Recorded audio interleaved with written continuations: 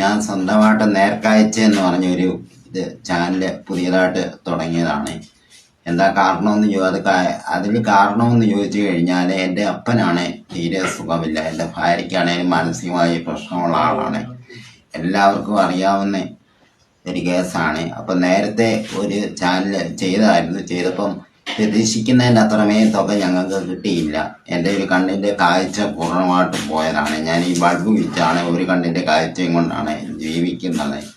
അപ്പോൾ ദയവായി കഴിയുന്നവരെ, എൻ്റെ തലയുടെ അസുഖമാണ്, എന്താണെന്ന് വെച്ചാൽ തലയ്ക്ക് നരമ്പിന് ഓപ്പറേഷൻ ചെയ്യേണ്ടി വരും. അപ്പോൾ കഴിയുന്നവർ നിങ്ങളെ കൊണ്ട് കഴിയാവുന്ന സഹായം ചെയ്തു തരണം.